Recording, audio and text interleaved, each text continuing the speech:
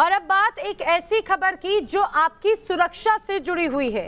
Air Asia विमानन company पर DGCA ने कार्रवाई की है। दरअसल एयर एशिया के 2 वरिष्ठ अधिकारियों को 3 महीने के लिए निलंबित कर दिया गया है और एयर एशिया के ऑपरेशन हेड मनीष उपल को निलंबित किया गया। फ्लाइट सेफ्टी के प्रमुख मुकेश नेमा को भी डीजीसीए ने निलंबित कर दिया है।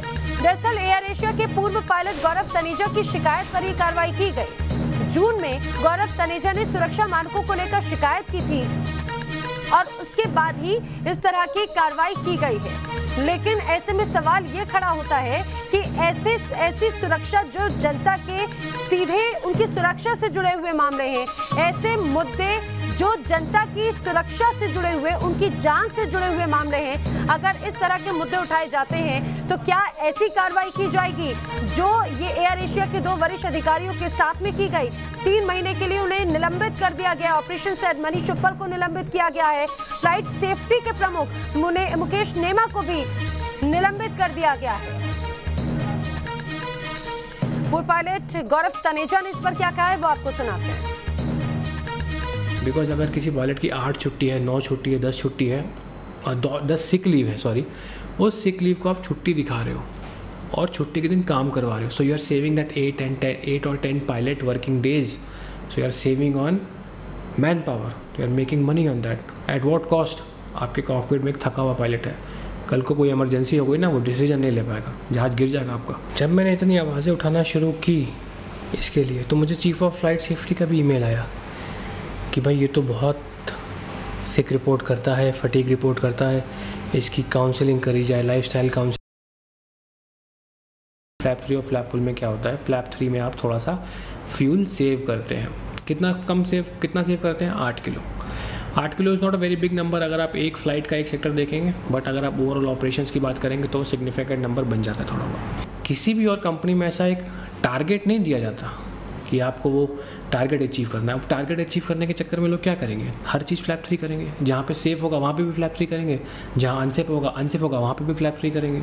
तो this directly impacts the passenger safety, क्योंकि आप लोग जब पीछे बैठे तो आप लोग को नहीं पता कि साला एक बूंद फ्यूल का बचाने के लिए कितनी चीज़ें लाइन पे जाती हैं। तो आपने सुना, ये पूर्व पायलट गौरव तनेजा थे और उन्होंने जो बातें कही वो बहुत गंभीर आरोप भी हैं, वो बहुत गंभीर मुद्दे भी हैं। इन मुद्दों पर ध्यान देना इसीलिए ज़रूरी है क्योंकि फ्लाइट में सफ़र करने वाले हर यात्री की सुरक्षा से जुड़े हुए थे। एयर एशिया ने सुरक्षा मानकों को लेकर जिस तरह से कहीं ना कहीं नजरअंदाजगी की, पायलट गौरव के गंभीर आरोप हैं। कंपनी के फायदे के लिए कर्मचारियों की छुट्टियां रद्द कर दी जाती हैं। लैंडिंग के वक्त ईंधन बचाने का फरमान उन्हें होता है और मुसाफिरों की सुरक्षा से ज्यादा पैसे बचाने पर कहीं ना कहीं इस तरह से जोर दिया जाता है। पायलट कर्मचारियों की सेहत को लेकर भी बड़ी लापरवाही बरती जाती है। और आपको बता दें, इस समय हमारे साथ में कैप्टन सुरजीत पानी सर जो कि एविएशन एक्सपर्ट है हमारे साथ में जुड़ रहे हैं। एविएशन एक्सपर्ट सतीश शर्मा हमारे साथ में जुड़ रहे हैं और खुद कैप्टन गौरव तनेजा हमारे साथ में जुड़ रहे हैं जो कि एयर एशिया के पूर्व पायलट हैं। गौरव तनेजा, सबसे पहले आप ही का रुख करना चाहूंगी। आपने कई तरह के गंभीर मुद्दे उठाए, ऐसे मुद्दे जो वाकई में बहुत ज्यादा जरूरी हैं, ध्यान देने योग्य हैं, क्योंकि उससे कई लोगों की जिंदगियां जुड़ी होती हैं। एक बार आपसे हम एक बार फिर से समझना चाहेंगे न्यूज नेशन के माध्यम से, आप जरा बताएं कि किस तरह की लापरवाहियां इस समय एविएशन इंडस्ट्री में बढ़ती जा रही हैं। नमस्कार, मैं ये बताना चाहूँगा कि एविएशन इंडस्ट्री में जो डिसीजंस लिए जा रहे हैं आज की डेट में, वो सिर्फ कमर्शियल ऑपरेशंस और प्रॉफिट मेकिंग पॉलिसीज को ध्यान में रख के लिए जा रहे हैं, ना कि सेफ्टी को। सेफ्टी इम्प्रूव एनहांस करने के लिए it cost a little money and the company was trying to save that money so that the profit can be made. And we have seen recently that whatever is happening, the crash which happened in Kozhikode, there was a warning for that crash. Still that crash happened. So I will not call that crash as accident. उसको मैं accident नहीं कहूँगा किसी भी तरीके से। वो तो एक crime हो गया कि आपको पता था कि वो होने वाला है, फिर भी आपने उसको होने दिया। जी। मैं जो कंप्लेंट्स कर रहा था, दिसंबर से मैं कंप्लेंट्स कर रहा था कंपनी को, मेरी बात नहीं सुनी गई। फिर मैंने डीजीसीए को भी कंप्लेंट की, फिर भी बात नहीं सुनी गई। ऐसा क्यों होता है कि अगर मेरी जगह कोई एक नॉर्मल पायलट होता जो सोशल मीडिया पे ना जा सकता है, जिसके हाथ बंधे हुए होते, तो ये एक्शन नहीं लिया जाता। बिल्कुल गौरव जी, आपने कई बार कंप्लेन की डीजीसीए को, जब इस पूरे मसले पर अगर आपने उनसे अवगत कराया तो उनकी तरफ से इस बारे में क्या इसके और ध्यान ही नहीं दिया गया, इसे अवॉइड कर दिया गया, या फिर उसके बारे में कोई जवाब भी आपको दिए गए? मेरे पास अभी तक डीजीसीए से कोई ऑफिशियल कंफर्मेशन नहीं है। ये बहुत ही दुखद घटना है जहां पे हमारे देश के प्रधानमंत्री डिजिटल इंडिया कैंपेन चला रहे हैं, वहीं पे अगर एक सेफ्टी की बात निकल के आती है और जो पायलट है वो कंप्लेन कर रहा है कि यहाँ पे सेफ ऑपरेशन नहीं हो रहे, हम लोग हजारों लोगों को रोज हम हवा में लेके जाते हैं और उनकी सुरक्षा का अगर ध्यान नहीं रखा जा रहा, वो कंप्लेन जब मैंने डीजीसीए में की तो डीजीसीए ने कोई एक्शन नहीं लिया। जब ये बात लोगों के सामने आई तब इस बात पे थोड़ी बहुत कार्रवाई हुई, लेकिन आज की डेट में भी मेरे पास डीजीसीए के पास कोई ऑफिशियल सिस्टम नहीं है कि ग्रीवेंस रिड्रेसल सिस्टम हो। जब आप किसी भी अन्य दफ्तर में जाते हैं आपको एक कंप्लेन नंबर दिया जाता है, या प्राइवेट कहीं जाते हैं तो उस नंबर के हिसाब से आप उनसे बाद में पूछ सकते हैं कि क्या कार्रवाई की गई मेरी कंप्लेन की। यहाँ तो कोई ऐसा सिस्टम ही नहीं है।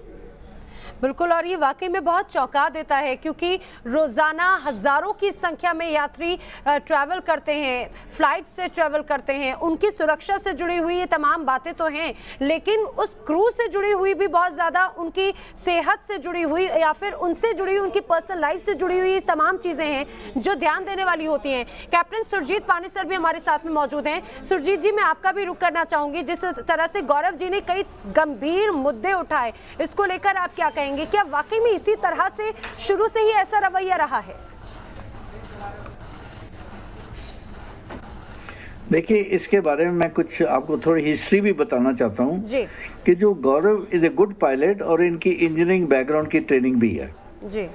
मैं ये कहना चाहता हूं कि ये जो एयरलाइंस होती है ये अपना प्रॉफिट दिखाने के लिए, फ्यूल कम करने के लिए कुछ प्रोसीजर अडॉप्ट करते हैं कि लो फ्लैप सेटिंग पे लैंड करिए।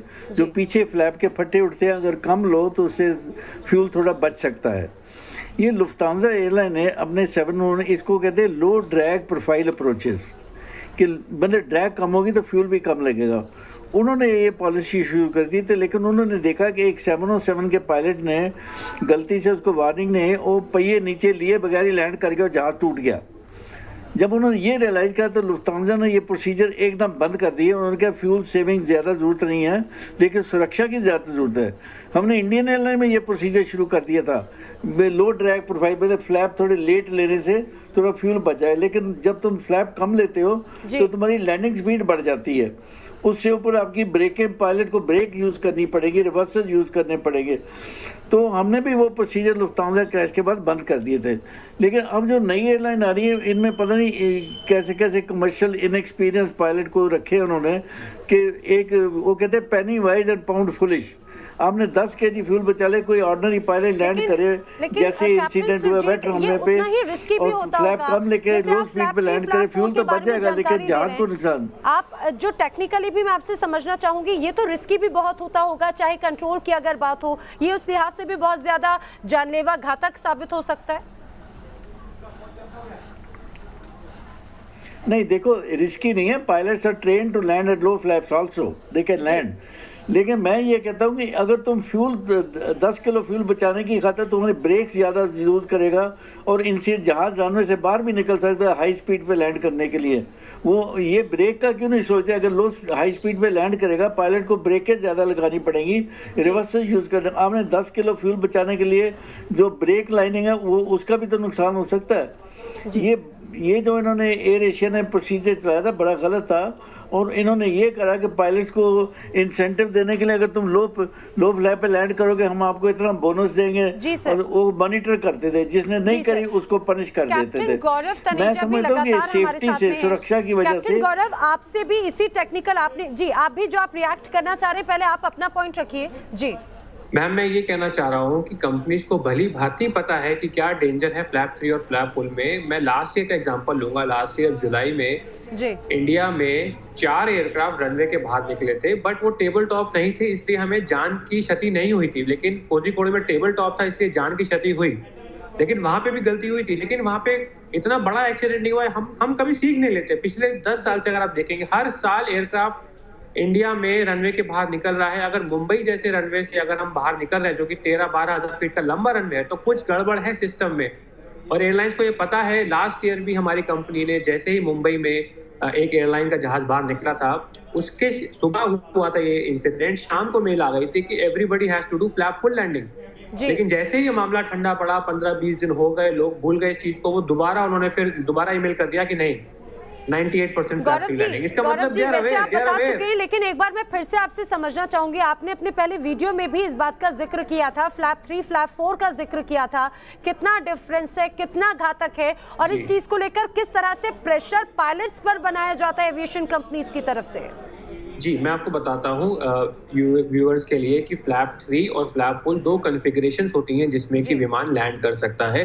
दोनों ही कॉन्फ़िगरेशन सेफ हैं, दोनों ही कॉन्फ़िगरेशन अप्रूव्ड हैं मैन्युफैक्चरर के द्वारा, रेगुलेटरी बॉडी डीजीसीए के द्वारा, और ऑपरेटर जो कि एयरलाइन होती है, तीनों उसको अप्रूव करते हैं। लेकिन कुछ ऐसे इंस्टेंसेस होते हैं जब आपको ये डिसाइड करना होता है कि इस सिचुएशन के लिए ये सेफ है, इस सिचुएशन के लिए ये सेफ है। जब आपका बारिश हो रही है, रनवे गीला है, ब्रेक्स शायद काम ठीक से ना करें, उस सिचुएशन के लिए फ्लैप 3 करना सेफ नहीं है। अगर एयरबस को ये लगता कि एक फ्लैप 3 रिकमेंडेशन या फ्लैप 4 रिकमेंडेशन ही सेफ है, तो वो 2 क्यों बनाती है? उन्होंने 2 इसलिए बनाए क्योंकि अलग अलग कंडीशंस में अलग अलग यूज करनी चाहिए आपको, और इसका डिसीजन सिर्फ एक पायलट ले सकता है जो उस विमान का कप्तान है जी। अब फ्लैप 3 में क्या होता है, थोड़ा सा फ्यूल आप बचाते हैं लगभग 8 किलो के हिसाब से, लेकिन जब आप लैंड करते हैं तो आपकी स्पीड थोड़ी ज्यादा होती है। और फ्लैप फुल में क्या होता है, आपका फ्यूल ज्यादा लगता है लेकिन आप कम स्पीड से लैंड करते हैं। कम स्पीड से लैंड करेंगे तो आपको कम रनवे चाहिए होगा रुकने के लिए। कम स्पीड से लैंड करेंगे तो आपके पास pilot will have just an extra bit of a second to make his reaction or to make his decision, which is very important in situations like these. जी। तो ये डिफरेंस होता है फ्लैप 3 और फ्लैप फुल में। आप जब इम्फाल जैसे airport पे जा रहे हैं, इम्फाल में क्या है, दोनों तरफ पहाड़ियां हैं, तो आप यूजुअली अगर एयरक्राफ्ट डिसेंड करता है एक एंगल से, तो इम्फाल में आप स्टीप आते हैं, वैसे ही आप काठमांडू में स्टीप आते हैं, क्योंकि कुछ रनवेज ज्यादा डिमांडिंग होते हैं आपके लिए। तो ऐसी जगहों पे जहां मान लीजिए इम्फाल में आप आ रहे हैं, जहां पे टेलविंड है, जहां पे बारिश हो रही है, सामने वेदर है, आप फ्लैप 3 करेंगे, you are preparing for danger. जी बिल्कुल। सतीश शर्मा जी एविएशन एक्सपर्ट भी हमारे साथ में मौजूद है। सतीश जी, आपको भी इस चर्चा में शामिल करते हुए आपसे समझना चाहेंगे आखिर कितना प्रेशर होता है, क्योंकि तमाम चीज़ों को तो ध्यान में रखना होता है, चाहे बात लैंडिंग की हो, हर तरह से अगर पायलट को भी अगर कमांड दी जाती है, वो टाइम कितना इम्पोर्टेंट होता है, और जिन बातों को, जिन मुद्दों को कैप्टन गौरव ने उठाया है वो भी कितने ज़्यादा गंभीर हैं। देखिए, कैप्टन गौरव एक बहुत ही अनुभवी पायलट हैं और मैं इनके मुद्दों से बिल्कुल पूर्णतः सहमत हूं। उसका सबसे बड़ा कारण यह है कि आपको 2 चीज़ों में से हमेशा एक को तरजीह देनी होती है। कॉमर्शियल फ्लाइट्स के अंदर जो एविएशन कंपनीज हैं, चाहे उनमें से एयर इंडिया भी अपने जहाज उड़ा रही है, इसमें इकोनॉमी का ध्यान और दूसरा सेफ्टी, फ्लाइट सेफ्टी को अगर आप नंबर 1 पर नहीं रखते हैं तो आप इस तरह के खतरे मोल लेते हैं, और जो आम पैसेंजर हैं आप उनकी जान के साथ खिलवाड़ करते हैं, और खुद पायलट भी अपनी जान के साथ खिलवाड़ कर जाता है। इस सिस्टम में अगर आप ये देखें जो अभी कोझिकोड में हुआ, क्योंकि ये टेबल टॉप रनवे था, इसमें इतने सारे ऑप्शंस आप अप्लाई नहीं कर सकते हैं। जब वेदर इतना खराब है और पायलट 2 चक्कर रनवे पर से ऊपर हावरिंग कर चुका है, ले चुका है, और जब डिसेंडिंग करने के लिए आता है, उस समय अगर ये इकोनॉमी पॉइंट है कि आपको 3 फॉलो करना है या 4 फॉलो करना है, ऐसी समस्या पायलट के लिए एक मुश्किल स्थिति पैदा करती है, इसमें कोई शक नहीं है। उसके ऊपर साइकोलॉजिकली और प्रोफेशनली एक दबाव पड़ जाता है। लेकिन जहां मैनोवरिंग कैपेसिटी का सवाल है, जहां डिसीजन मेकिंग का सवाल है, एयर इंडिया पायलट के पास इतना वक्त नहीं होता है उस समय कि वहां उसको अपनी जो SOP उसको दिमाग में एम्बेडेड होती है, स्टैंडर्ड ऑपरेटिंग प्रोसीजर्स होते हैं, उसके साथ उसको प्रैक्टिकल देखना होता है, और उस विजिबिलिटी में एक conscious decision fraction of seconds में लिया जाता है। इस बात को समझना होगा। सतीश जी, यानी कि कई तरह का दबाव तो होता है, और ऐसे में अगर उन तमाम मुद्दों को, परेशानियों को अगर जो जिम्मेदार हैं वो उठाते हैं, तो उनके ऊपर कार्रवाई किस तरह से की जाती है, वो मनीष उपल और मुकेश नीमा के ऊपर जिस तरह से कार्रवाई की गई उसको देखकर समझा जा सकता है। आप सभी हमारे साथ में जुड़े, आप सभी का बहुत शुक्रिया। सुरजीत पानेसर हमारे साथ, सतीश शर्मा जी जुड़े, और कैप्टन गौरव भी हमारे साथ जुड़े, आपका शुक्रिया। लेकिन आपको बता दें, जिस तरह से कैप्टन गौरव ने भी कई तरह के मुद्दे जब उठाए तो उसके बाद में एयर एशिया की सफाई भी सामने आई। एयर एशिया डीजीसीए से पिछले महीने मिले नोटिस की पुष्टि करता है और साथ ही यह आश्वासन भी देता है कि डीजीसीए से मिली सभी गाइडलाइंस का पालन किया गया है। एक एयरलाइन होने के नाते हमारी सबसे बड़ी प्राथमिकता सुरक्षा ही रही है। हम संबंधित विभागों के संपर्क में हैं। ये एयर एशिया की तरफ से सफाई पेश की गई है।